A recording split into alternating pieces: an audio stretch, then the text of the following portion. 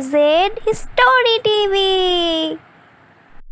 देखो 2 दिन के बाद हमारा बेटा आ रहा है, कुछ लेकर आओ बाजार से, अच्छा कुछ। हाँ मैं जा रही हूँ, कुछ अच्छा ही लेकर आऊंगा। मेरा बेटा जो आ रहा है। हाशु और किशन लाल का एक छोटा सा परिवार था। उसका एक ही लड़का था। वो लोग बहुत मेहनत करके बेटे को बड़ा किया था और आगे की पढ़ाई के लिए विदेश में भेजी थी।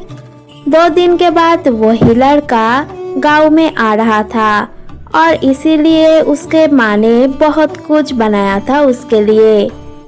देखो तो मेरा बेटा आया क्या? हाँ मैं देख रहा हूँ। फिर उसके पिताजी गए, फिर देखा वो लोग आ रहा है। हाँ तुम्हारा बेटा आ रहा है। ठीक है, तुम घर में आ जाओ। फिर वो लोग इंतजार कर रहे थे। करण तो आया था, लेकिन उसके साथ एक विदेशी मेम भी थी। उसने इतना छोटा कपड़ा पहना था कि करण के माँ तो उसके कपड़े के ही देख रही थी। अरे करण, ये कौन है? तेरा दोस्त है? नहीं माँ, वो मेरा पत्नी है, तुम्हारा बहू। वो लोग शॉक में चले गए। ये लड़की की मेरे साथ रह पाएगी? ये तो विदेशी मेम है, कैसे रहेगी हमारे गांव में? माँ क्यों नहीं पड़ेगी, मैं शहर में बहुत बड़ा कंपनी में जॉब के लिए जा रहा हूँ। तुम लोग इसके साथ रहो, ये तुम्हारे साथ घुल मिल जाएगी। Katrina, this is my mom and dad. Hi uncle aunty, कैसे हैं आप लोग? हे माँ, ये तो ढंग से हिंदी भी नहीं बोल पाती, तो ये कैसे रहेगी हमारे साथ? माँ रह पाएगी, कुछ होगा तो फोन कर लेना मुझे। अब खाना दो, बहुत भूख लगी है मुझे। फिर वो लोग खाना खाए, लेकिन खाने में मिर्ची थी, इसीलिए कैटरीना के पेट बहुत दुख रहा था।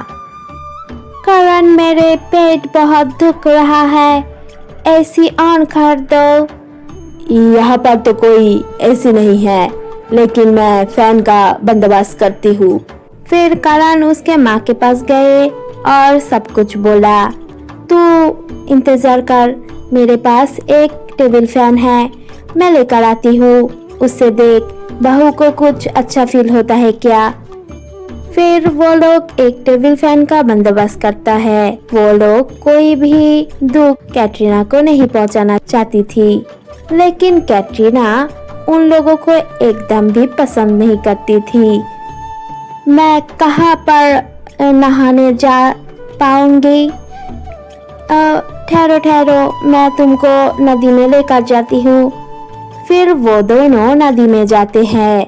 कैटरीना नहा रही थी और सब लोग उसको देखकर हंस रहे थे। हाशु, तूने ये कैसा बहू पाया? बिल्कुल भी अच्छे ढंग के कपड़े नहीं पहनती, बहुत ही बुरे कपड़े हैं उसकी। हाँ, उसका तो किस्मत ही खराब है। लड़का गए थे विदेश में पढ़ने, लेकिन लेकर आया एक विदेशी मेम। एक दिन हाशु रसोई में थी और उसके रसोई के धुएं कैटरीना के रूम में जा रही थी।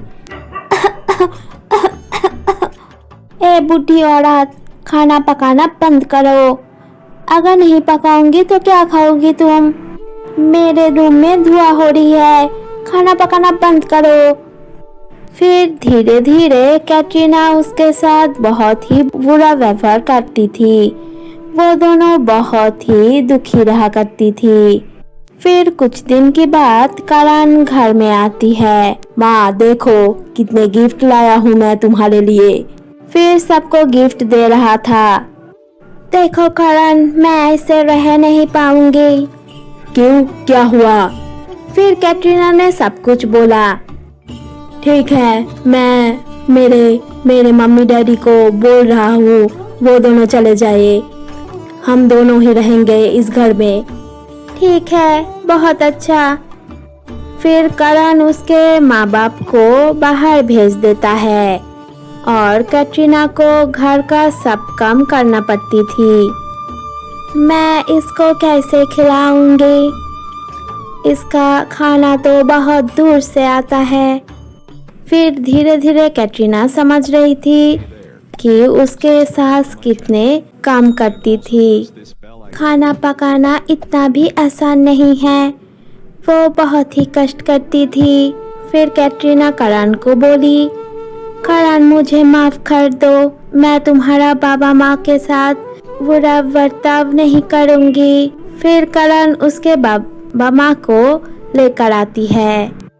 मेरे माँ बाप घर के कुछ देर ही रह रहे थे, मैं ही भेजा था। मैं तुमको रियलाइज़ करवाना चाहती थी कि कितना कष्ट करते हैं वो लोग।